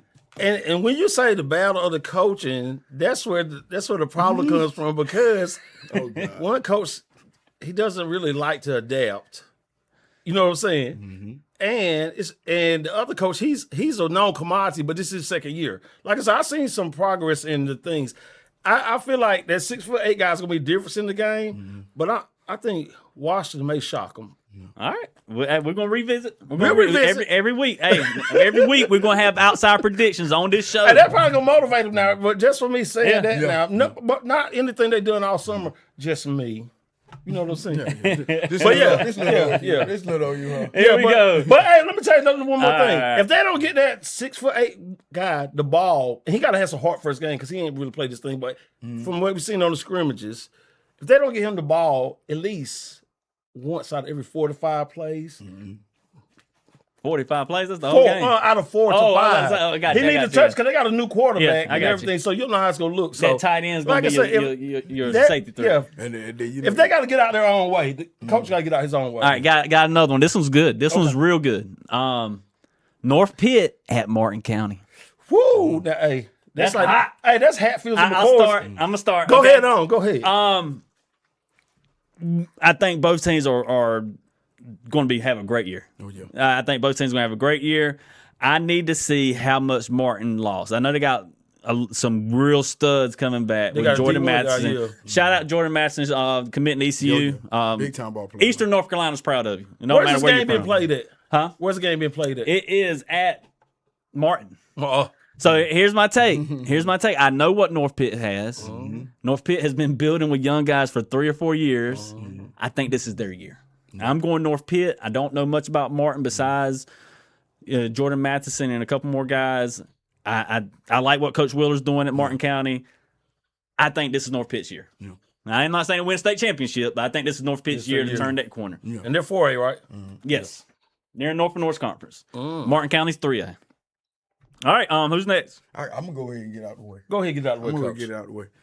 I had the opportunity to work with Coach John Wheeler in the All-Star game. And not often do you really, really grow a true, deep and, authentic respect for a guy, that you lose a job to. Yeah. But if I'm honest, man, that guy coach ball. He know ball. He loved those kids. And Martin County. And one of the things, definitely Martin County. And one of the things about Martin County, every job that I've interviewed for, I do my homework. I want to know who's where, who's doing what. And Coach Floyd, recently just got hired as the head football coach at Columbia High School. He built a foundation of kids that were coming through their middle school program that probably hadn't lost a game until they lost to Hertford County in almost 3-4 years. And they were in the weight room. They were committed to, being bigger, faster, stronger. And I just feel, with the way that Coach Wheeler coaches, those guys knowing he has pleasant connections when it comes to getting them to the next level, they play at a different rate for him. And I just feel like, Coach CJ is a great guy. North Pitt, they have, a great, encore of talent. But Martin County is a county school. And when you go to Martin County, that venue, yes, sir. If they're like they are on the road, I can't imagine what they are at home. It's got to be lit there. Yeah. Sabril, what you got? Yeah, I'm gonna tell you. You took Martin. Yes, yeah, right. Yes, yeah, I'm gonna tell you, when Martin, when they came in Greene County, you won't dare. I'm just saying, you won't dare. I was talking you to you won't on the dare. phone. You won't. They came and took every heart out of Greene County and took the whole thing apart. I'm gonna tell you one thing about Martin County. You got to fight. You better pull your drawers up, whatever you got on, and get ready to fight. They're gonna fight you. And I think first game of the year, I'm gonna go with Martin because I feel like I said, there's some dogs. He coaches up men there and stuff. And the fans, hey, you got to pick them up with some of the best NFL fans, what you call. But I'm going to pick up Martin County. And I definitely took North Pitt, and I'm staying with it. But interesting story that we just talked about, Martin County was one of his no's, and we thought he should have got the job, me and you personally. But at the end, after everything was over, you got your no, and we went and looked at Coach Wheeler's resume. We were like, well, damn. Man, I think for me, we couldn't top it. Getting into the finals. For me to be top two, right, to a guy that had that stuff written down on paper that he did. Shout out to Coach Wheeler, man. I feel like when you sit in an interview with somebody, you go tremendous. It's a hard no with that energy that you bring to it. Oh man, because college, high school, just doing a little bit of everything, man. He was the perfect fit for the job. I felt like I was a perfect fit, man, because I always believe in myself and I'm confident in myself. But when you sit down and you look at that, out of all the no's, that no, I respect that no. Yeah, the first week, the negative check in the coach's box, and you come out there cramping up out of shape that first week. Yeah. If your team show up like that, shout out to KM Visions. He's been in the chat almost the whole chat. He talking about Martin's good. He's taking Martin. He said North Pitt's going to be good this year. Coach Whitehurst, Antoine Whitehurst, said I watched the North Pitt scrimmage against Northeastern. North Pitt's definitely going to shock some people this year. It's going to be a great matchup. Let's move to the next game. Aiden Griffin versus Princeton. Who wants to go first? All right, I'm going first. Go ahead. T.O.'s running for 400 yards. I don't care who they're playing. T.O. week one, T.O. He hasn't took one carry all season. And preseason. No, I'm just saying. Like week one T.O. compared to week 8 T.O. where he's got 350 carries a game. Not a game, but you get what I'm saying. Yeah. Like, man. Yeah. I'm praying for Aiden Griffin. That's nothing but T.O. is the man. Aiden Griffin has always, even back then when I was in high school, they've always been the team that got better as the season went along. Now, what I seen on TV the other day, that scrimmage looked like some I don't want to say hot garbage, but they didn't look good on the scrimmage. And he, like I said, that cat is old school. Just like how you say you and your friends played outside 10 hours a day. Like T.O., he's a certified dog, so I think he's gonna run all over him. Yeah, I hope T.O. has his line and everything else. That's stuff we don't know about. He's got to take a. If the defensive backs can keep him in check for as like passing, which they ain't think. But like I said, looking at the scrimmage, I think he probably gonna bust out 300 on him week 1. Yeah. What you got?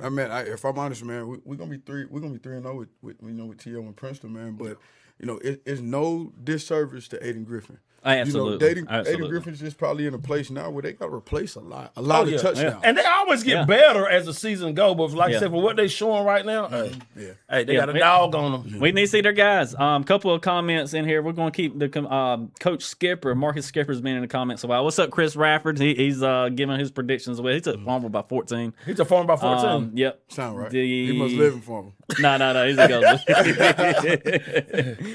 But I was trying to find Coach Skipper's comment. I think he said Coach Thorpe is the best coach East Columbus had in 12 years.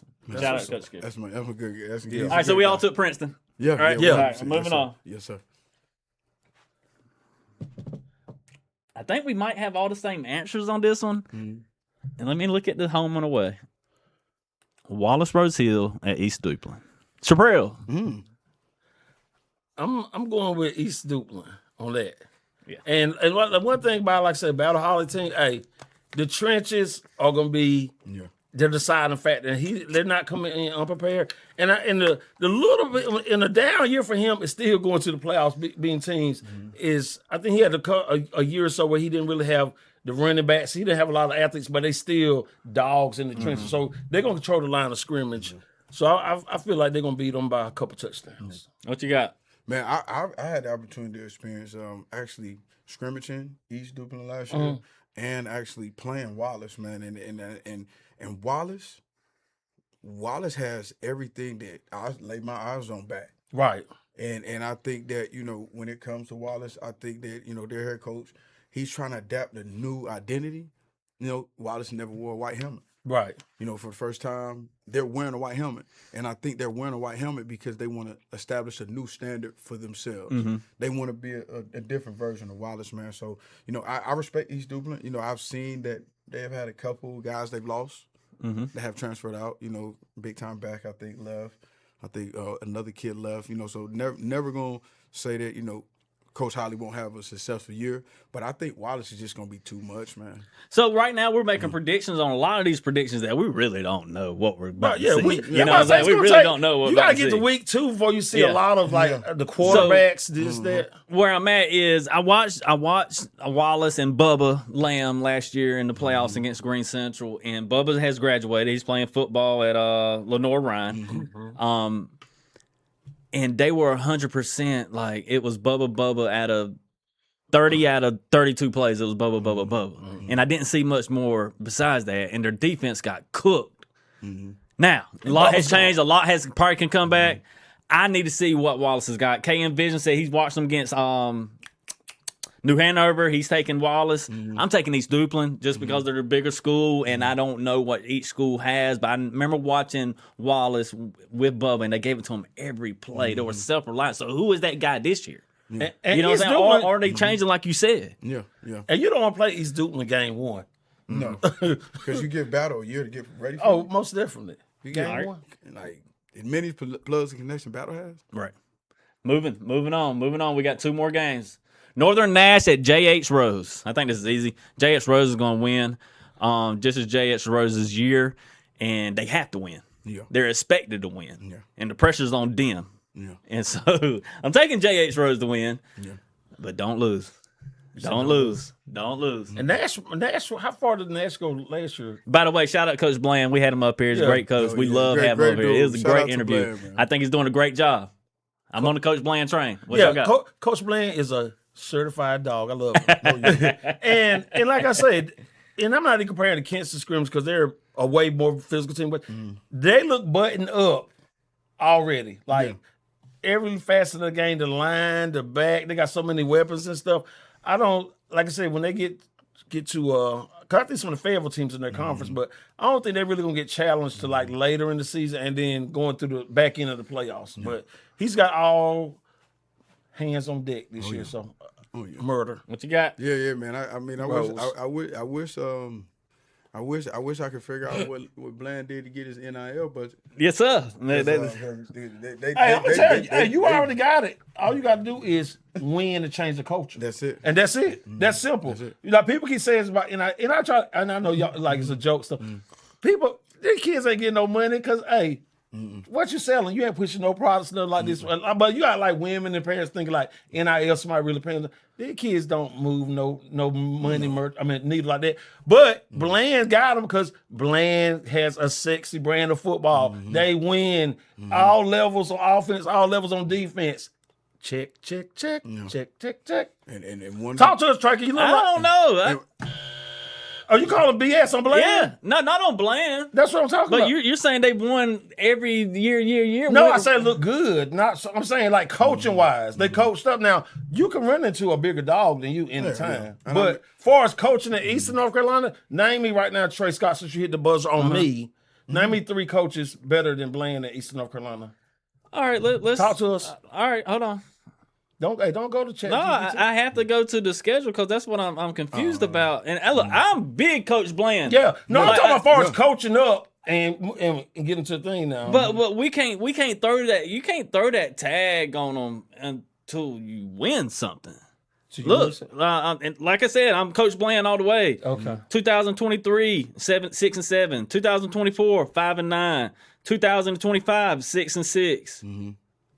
Eastern North Carolina. I don't area. care. Look, we know they're going to be good this year, but we can't throw that tag out there until you actually do something now. You can't throw that till you actually do something. Yeah, come on, talk to me. How you think he's gonna do this year? Hey, look, in my top 25 of East by 95, because he's not up there. No, we're saying No, but listen, but no. But I think he's going to do good, but I haven't sit here and said that he's the best coach in Eastern North Carolina. I ain't gave him the top 3 because he ain't done it yet. Gotcha. So also the Eastern 95 thing is I don't got them in the top 25 because last year they were 3-9. What would I look like putting them up there and they ain't won a game yet and they were 3-9 last year? meaningful game. Meaningful guys. Do you think? Hey, you think the Commanders gonna be good this year? The offensive lines, it'll be like the Cowboys. Sorry, Bro, you ain't seen the preseason. You Cowboys fan, right? Yeah, hold on. Dog. Hold on. Yeah. Wait, I'm telling you, looking at like I hold on. said. I changed the thing. Here we go. Hold on. Just let y'all know. Hey, that was Commanders on the Hold on. way. He hit a nerve. Hey, look. He's trying to get away from it. No. I just want y'all to know this is the Trey Scott Sports Show. This is the Trey I Scott will Show. cut y'all off. If you seen we will Rose, end the episode right now. Who's the most impressive team that you've seen either in person or video this spring? What we talking about? Just around here that you've seen on video around here. Who's the most impressive team that you've seen? Talk to me. In the spring, the most. I mean, that's going on right now. In Who's the most summer? impressive team that you've seen either on video or in person? Probably South Central JX Rose. In this area? Yeah. In this area. Yeah. I mean, I definitely say James Rose. That's it. So my I mean, but you know, to his point, I understand what he's saying. Winning the big game, right. you know, because like if Now it's different now on that high level. When you go out west, hey, all bets are off. but You know what I'm saying? I mean, everybody has to. It's go just out me- west. But 6-6, 5-9, 6-7. That's not out west. No, No, but easy. 6 is 6, and you returning the weapons he has. Like, I'm with it. Hey, look, like I hey, said, let me go back to this. When he was on the show, when did you forecast his season?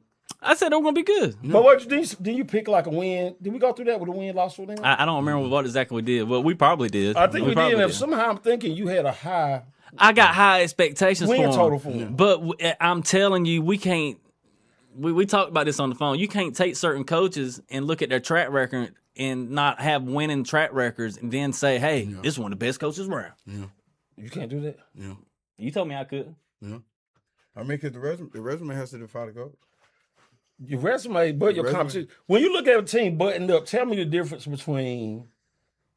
I ain't gonna say no team because I don't want to be disrespectful to nobody. But out of coaches you respect in this area, far as you look at them playing, name me. But here's my thing. I respect Will Bland because of what he said sitting at this table, right at this couch. Before he came in this room, don't get me wrong, I respect him because I know he's a football player. I know he's a hardworking coach. At JX Rose, he earned his job. right. Look at the win losses. Hey, look at the win-loss, bro. You look at the pieces that he got and where that team look. Hey, look, let's make it clear. Hey, these are predictions. Yeah, but let's make it clear. J.S. Rose is going to be very good. I think Coach Bland is going to be very good. Exactly. Okay, there's no riding the line on that. When you look at it, and when you talk to him, he has the right political talk and he got the right junk talk. My man's borderline on. I'm about to talk some trash to you. Exactly. He gonna say what he feels. Exactly. Yeah, He gonna say what he feels. He holds back, but you can tell it ain't far. He gonna let you know. But yeah, man, I got Rose too, man. You know, I just want I want him to do it in a convincing way. Mm-hmm. You know, just to show that the guys that wanted to come and be a part of the program, and they got to destroy everybody. Like I say, football, bro. Hey, destroy it, and just like the Vikings taking over. Not Kinston, Vikings. Period. Pillage and kill everything in front of you. And just to speak to the narrative of kids transferring. Right. Oh, I'm glad you hit that. Go ahead, bro. No kid is leaving your program if you are developing him, putting him in the best position to be successful, and you're allowing him to envision his dreams with you, and you're pouring into him. Bro, let me tell you something. Now, you coach in Greene County, right? But I can tell you not from Greene County. Give me some, bro. Yeah. And that's no shot. That's I say the same thing. I say the same thing. It's just when the kids that leave programs, man, like they're not leaving programs because they're waking up and saying, I'm going to this school, I'm making this decision. You have to understand these are high school kids. It's an adult that is making that decision for them. You know, it hurts and it sucks, because at some places you don't have the amenities to be able to do those things. But, and this is no shot to anybody, it's just an example. But, Beckett leaving Greene Central, Beckett just was probably frustrated with his recruitment process. He just wanted to feel like he was started out there as a Division I lineman. So when you're not getting that at home and you're kind of working on being patient, sometimes your parent gets antsy and wants it more for you before you're able to really make that, really make that decision. That's true. And that's and me and Jay discussed that on the couch. And I was like I said, Jay's a passionate guy, and he builds those relationships, personal relationships for him. But when somebody leaves, like I said, I'm not wasting a second on you. But to me, it's gonna make me coach hard. If Greene Central will play them, hey, I'll pay everything to blow him out, blow him out the water. You know what I'm saying? But you can't get mad with guys like that. And I'm gonna tell you something too. Going back to that, and I meant to say this last week, but we ran out of time. We're talking about so many other things. Over probably like the last 6 years, size-wise, there's been no lines probably as big as Greene Central. No. And you agree with that? No line. No, I'm telling you, Greene Central has some of the biggest lines I've seen, and you haven't really seen them going anywhere. So I think that's probably why he probably left. Going back to the JX Rose. Go ahead, get your pick. Northern National. Now, I already said Rose was going to win. But here's something to think about. Okay. Northern National was 11-2 last year, and they're returning their best player. They defeated Rose last year 26-20, and their running back from last year ran for 1,600 yards with 25 touchdowns, and he's coming back. Is it going to be a closer game than we think? I think Rose got that wide receiver from Conley. He was their lead. They got Parsons. They got a good quarterback. Yeah, they got 3 backs. Do they got it on defense? We know what they got on offense. We know their whole offense. I can tell you. And the running back, and he did say like one of the second best running back is going to be playing a lot of cornerback this year. I think that's for his next level thing. Like I said, it's a great test to me. I just think Rose is going to get, but. This is a check. Like I said, some of them got to get past week 2. This is a game that's going to let you know who's in shape, what we doing, expectations, and who not afraid of it. So, hey. All right, got one more game to talk about. You anything to say about that Eatman kid? Are you good? Well, no, I mean, hey man, like I agree with you as far as the production. The one thing that you just have to kind of weigh when it comes to going into that is he's their grassroots. So he's going to be there, and the rest of their grassroots are there. And sometimes, when you get on the other side of that thing, like me being blessed to be at Kinston, it was a lot of people that we kind of beat up on last year that may have had their grassroots. But when you look across the field, and Tyreek and Brendan Chambers are spread it out, Genesis Wiggins is in the backfield, like, your grassroots means nothing. Okay, I got. But hold on, I got something to say on that. Okay, all right. Kinston week 1 and Kinston week 12. Mm-hmm. And this is everybody, but this particular team, because of the transfers, they were a different team because some of the transfers weren't meshed in yet. They didn't have your natural. Does JX Rose has that couple of weeks where, all right, we know we're good, but we just ain't got it right yet. Yeah. I agree. And I didn't think about that, man. When you think about that, I think that it's not that their grassroots doesn't matter. It's going to be an actual good game because those guys don't know what each one of those guys are going to do in adversity. Yeah. They've been front runners in all scrimmages. They've been dominant. They haven't struggled with anybody. Mm-hmm. So what happens when Northern Nash goes down and scores? Or when Northern Nash has a 12-minute drive. You know, and they're playing physical ball. You know, so I agree. I mean, we're all on the same page. We all think Rose is going to win. Like I say, it's that. I think that probably will be the game. That probably is the game, but I think that game probably more for the pizzazz of. That's going to be the game of week 1. But like I said, stuff's going to be. I mean, it's a long season, but you're going to get a good pop quiz first week. All right, here we go. Last one. Then we get to talk about the Cowgirls. Here we go. Jesus. Cowboy. Green C. Floyd is traveling to East Columbus. I got that right? Yes, East Columbus. Yes, I'm taking the first one. Hey, man, East Columbus, I got it. I'm predicting 44-6. 44-6. I think the guys come out with a spark and an energy they ain't had in years. I seen the team. I like the team. They're going to be explosive. They got to have some playmakers. They have some playmakers for sure. No, So, played ladder last year. Okay. 44-6 to me.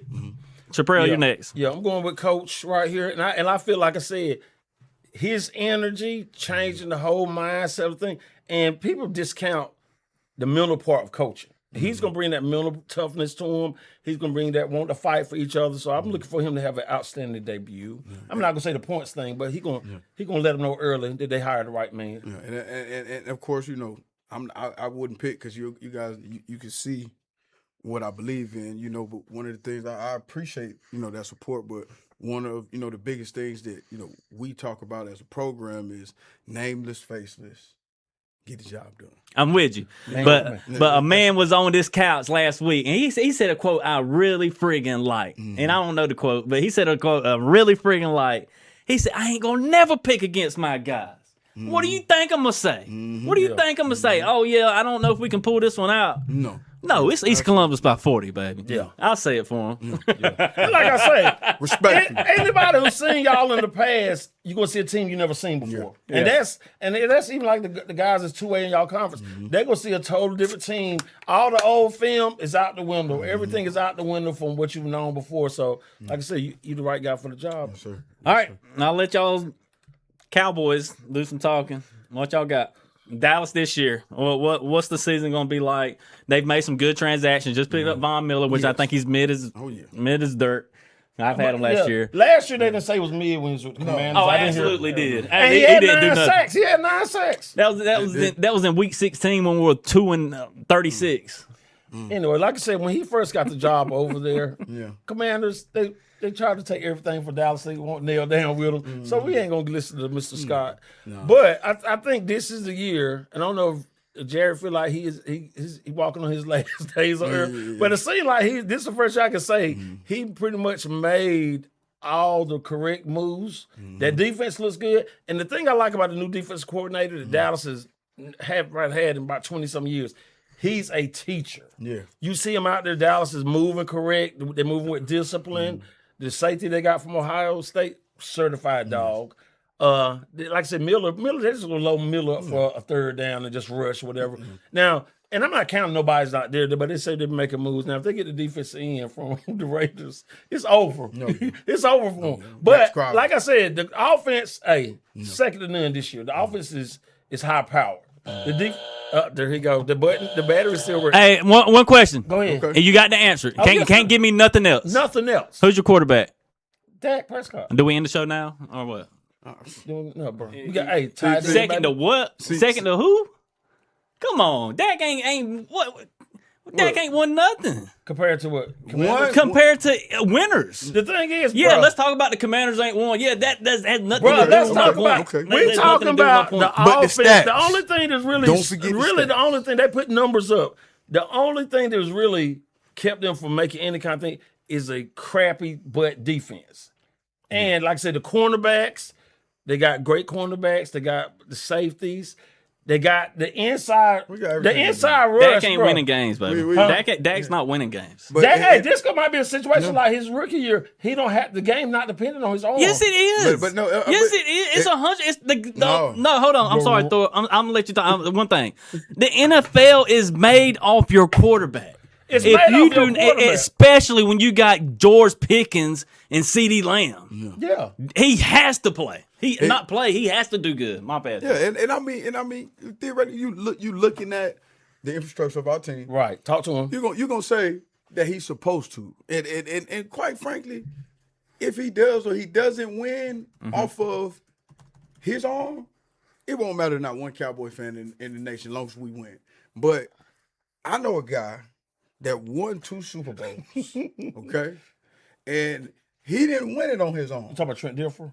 No, Oh, who? Eli Manning. Oh, most definitely. Like hey, the he didn't helmet have to to win it on it. The helmet the sound. and a great defense. Yeah. was Eli. And that's the Manning's recipe that's been. greatest Okay, benefit. The Ravens have won the same way. The Tampa Bay's won the Greatest same way. benefit, I man. think I said the Greatest defense. benefit. I mean anybody look, and I ain't counting those scrimmages, but that defense is hungry. That defense is moving. They got sound guys, just like they got rid of Diggs. Like the corners they got in place of him look like cornerbacks. So I actually hit my buzzer. I wanted to hit it earlier, but I didn't want to don't worry cut you about off. it, bro. How do you know that your defensive coordinator is teaching these guys, young, you've seen them develop? I'm gonna tell you how I know. Where you that. get I'm that gonna tell you how I information? know I because like that question. the same way you look at Caitlin Clark use the bathroom. Oh, man. Come out the locker room. So- I've been looking. No, I look at them every day. They show a practice. I mean, I know you look at Commander stuff. I've been looking at the practice every day with him, telling how to move your body stuff. Him getting with downs and stuff. I've been looking at him out there teaching every day. And that's the most BS answer. Look, yeah, I believe you. No, I'm telling I you. know you're a fan. I know you've been And doing that's- that. I'm just But telling you you. can't tell me, and I'll put. You can't tell me what this guy's doing different from the last defense. Let me tell you this though. Did you respect? Not when it comes to development. Do you respect Philly's defense the past couple years? Of course, Well, of course. he was part They're of it. loaded. He was part of it. Yeah, he was. Part of it. He was. Yeah. Part. He was. of And it. that's And one of the if you biggest ask things. anybody to play the Cowboys, they say that defense, they jumping at the wrong thing. Everything they complained about the defense, he's counter to it. Man, we We'll had- see. Now I'm gonna tell you now, if you want to join, what's my man name? Me and him got a lifetime bet to one of us dies, $100 on each game with the Cowboys. Command, so one of us die. And I've already got my. We got Yeah, bets like oh, going for the yeah, next yeah. 30 years. 30 years, okay, so we- I can't get none? I can't get no love? No, Got you, bro. because you're up here shooting BS at me, telling How's me, that shit? Haven't you telling been me, seeing- now you a Cowboys, telling haven't you seen me- the defense in practice? telling me that- So I've seen. And you talk to him, coach. Coach, talk to him. So for me, I haven't watched them practice because I like to hear coaches' verbiage. Right. You know, like when you listen to a guy communicate to a I, room. hold on. I'm gonna let you. Marcus Skipper said, "What is no, not Marcus Skipper. Christian Norton said, what is the word of the week?" What is the word of the week? Yeah, he's speaking of verbiage. Mm, That's the only reason I brought it up. So Are we not Word- ready for the word of the week? no. Okay. It's cool. It's cool. So like, just to give it like a little synopsis of Right. the word of the week. It started at Kinston. You know, you give a word of the week to kind of build a rapport. Right. As we go into each week. At Kinston, it just kind of started off. Well, at Greene Central, at Kinston, it kind of started off as something that I felt gave me an adaptiveness to the program. Right. You know, you give them something to kind of give them a nugget of a word that they may not, you know, what you consider to be understand. They may not know the verbiage of the word, so they may say, okay, well, what's the word? Or you get one of the teammates to defy the word, and then if it's not correct, you kind of help, kind of gradually, you know, Yeah, that makes what sense. you consider to be like, you know, understand the word. But this week, man, the word is dominate. Dominate. Dominate. All right, I'm sorry to cut you off. And the first time you get to talk about the Cowboys, Oh, my yeah, bad. Go dominate, ahead. man. So Talk you to like me. verbiage? You like listening Yeah, to coach? so I like verbiage, and the only reason I like verbiage is because when a coach is interviewing or a guy's talking, he's talking to other adults. Right. So when he's in that room, I feel as if it's hard to kind of make yourself into somebody that you're not when it comes to your verbiage or when it comes to how you sustain conversation, how you present yourself in rooms. And when you're guiding a room of men, you have to have a different aura. You have to have a different presentation. You have to have a relatability that is not only inviting but firm on that highest level possible. Right. And when you listen to Christian talk, and you know, and as our defensive coordinator, and you listen to him articulate himself when it comes to what we're doing, why we're doing it, how we're doing it, who we will be, what his identity is, like, man, I get a belief that I can play one technique in his defense. You know, so that's more or less how I kind of grab to what I feel like he's pouring into our guys. And then, I mean, you know, if I'm an NFL coach, man, and I show up to practice and I have Rashawn Garrett, I have Kenny Clark, Quentin Williams, Caleb Downs. you know, Caleb Downs, like how much coaching do you really, really have to do to make sure that they Now, show up to work? football, you got to do coaching, and I'm gonna go back to the state championship game a little bit. It's like if you go, I'm just saying that first half was nobody was playing defense. It was tick for tack, but those adjustments after that, you know what I'm saying? And a lot of stuff can play into it still. And it's just, and I go back to, like I said, if somebody playing a zone, if you haven't played zone all year, you can stay out there in the zone, but if the kids ain't never had nobody throwing darts at them all year, it's something they've never seen before. You know what I'm saying? But making adjustments. You know what I'm saying? While we're still here, I'm going to ask a realistic, non-hating question. This is definitely coming from not hating. Okay?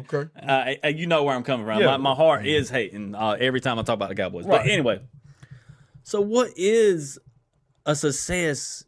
Look, I'm still on Dak. He has to be the guy.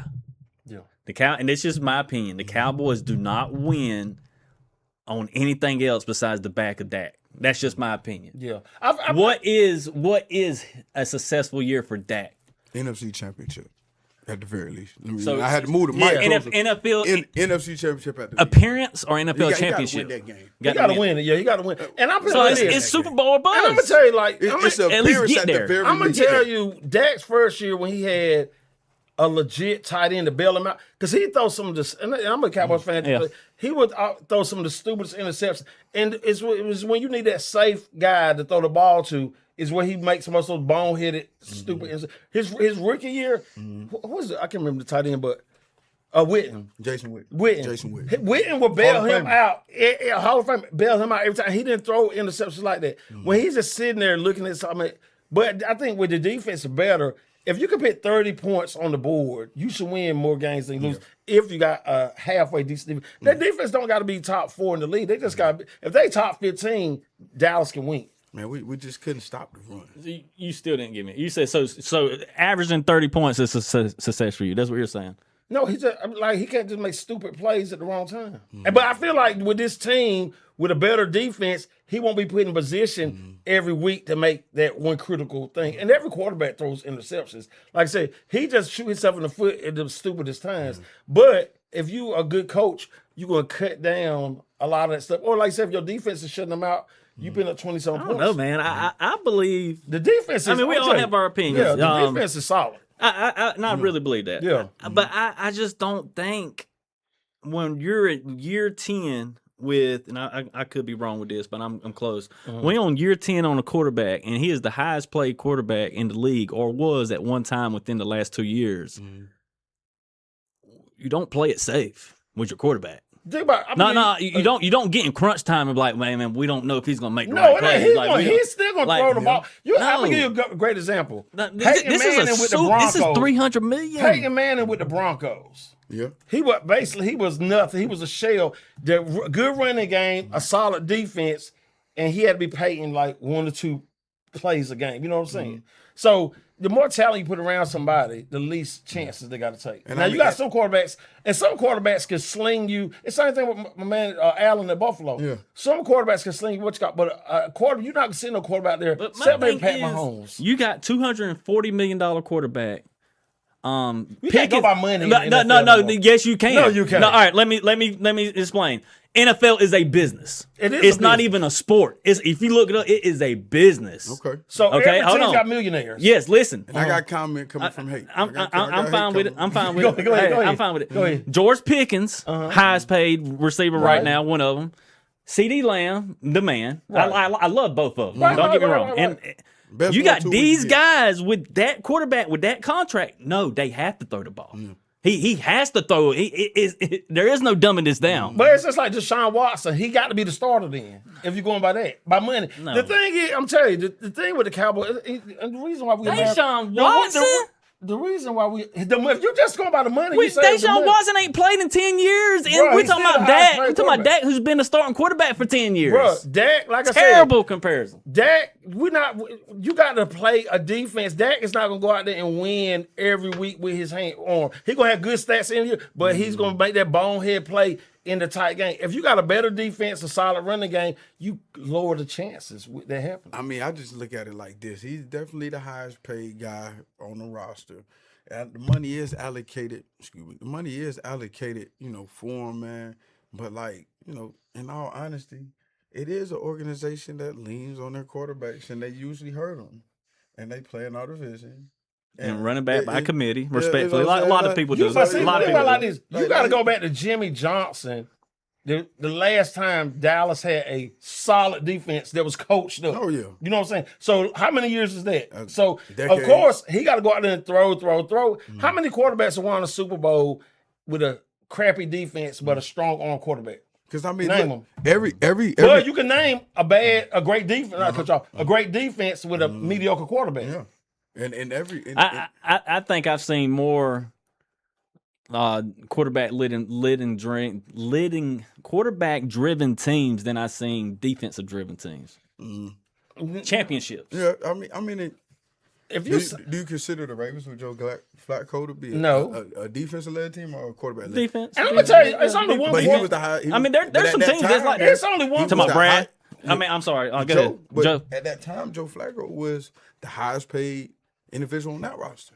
To me, it's only one You know? quarterback in the NFL can make average talent better, and that's Pat Mahomes. Yeah. He's the only quarterback. Lamar Jackson, Josh Allen, they can pay money. They have talent around them. They cannot deliver the final thing. Pat Mahomes, even losing the year he lost Tyreek Hill, everybody thought the thing would fall. He can make average better, and it's not too many guys like that. And They in the Hall of Fame. Tom and I can stand Tom Brady, but I give him mad respect. And you can tell he probably made Belichick where he is more so than the other way around. But I don't think for Dallas to have success, Dak is not going to be He the end all thing. Yeah, he can't He be. won't be decided. And while we're here, we had an Eastern North Carolina show. We in Eastern North Carolina. We have to pay respect to Eastern North Carolina talent. Javonte Williams. Javonte Williams, yeah. Right, we One of talked my about favorites. Wallace. Hey, We look. talked about He made Wallace. a big difference to him last year. Yeah. Hey, look, my boy on the team. Yeah. Sam Howell. My boy's on the team. Oh, Hey, look, 100%. I love Sam Howell. I'm I'll gonna pull- get you a Soundhouse Cowboy jersey. and I'll for get you a Christmas. Sonny Styles jersey because you want to be seeing it all year.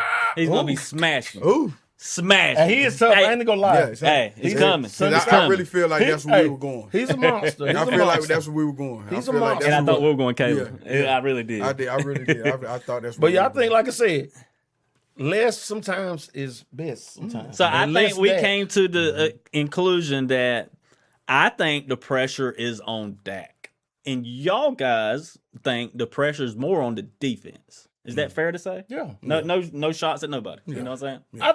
Like I said, he can't make bonehead stupid. He got to play interceptions. good regardless. Yeah, but when you go into that locker room, especially in the field, when you divide that locker room up, like looks like Cleveland, even though they went on the team last year, but when the defense feel like Cleveland defense really played to win. like every week, the offense didn't give them nothing. So when you divide that locker room, but when you can go in that locker room like, hey, these jokers went out there, played their butt off, and gave up 14 points. Dak, you can't get us 20 points. Yeah. You can't get us 24 points. and- That's when you blame him if that defense go out there and do what they're supposed to. And I think the biggest thing, man, when you say it's a business, like you pay attention to the business moves. The business moves is Dak has to get a restructured deal after this year. Yeah.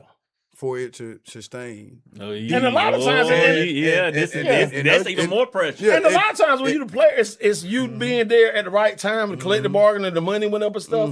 But Dak cannot have a bad year and But get that I'm contract. gonna tell you one recipe for the NFL. It's just like when Russell Wilson first went to Seattle.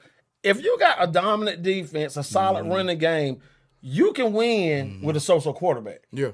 You know what I'm saying? And like I said, the discipline that Dallas' defense had over the years has been garbage. Like you said, you had guys that might get some sacks, or you had guys getting interceptions, but it didn't translate to good defense. Yeah. And just like we talking about Diggs and stuff now, after he's gone, when he played wide receiver all them years, he really wanted a true cornerback. Even the coach like, well, we got true cornerbacks now. He was good for you back then, but now he ain't.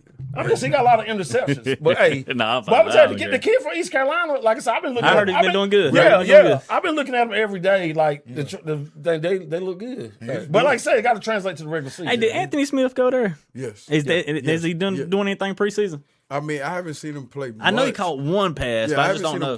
No, but that kid that had surgery, got him 2 touchdowns. He done about sold that. Look, one game that sold that third receiver's job. They got some. I can say, man, they got. I'm gonna tell you, the Cowboys, which remind of Kinston High, the way that the field is, they keep that field wide open. You got to tighten the defense up. All right, we're gonna see. We're gonna see who the pressure's on. Hey, look, that's all I got. Coach, good luck. It's week 1, baby. Man, thank And you. next week, put us in next week. Talk about the Commanders. We gotta break the Commanders down next week. We will. We will. Also, we're going to invite you on the show next week on Monday to talk about the game on Zoom. I'll get it together, and we're going to talk about it for 5 minutes, and we're going to kick you off then because I got other people to talk to.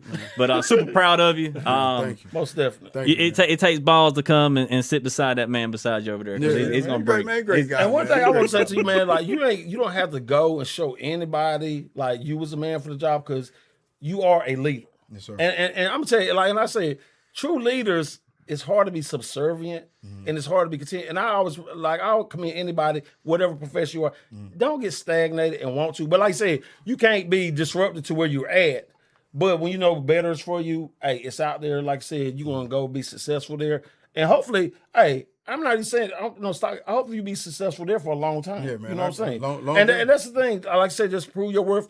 And always be a coach where your stuff travels. Yeah. Like some people like to say, guys who coach in North Carolina can't go to South Carolina, Georgia coach.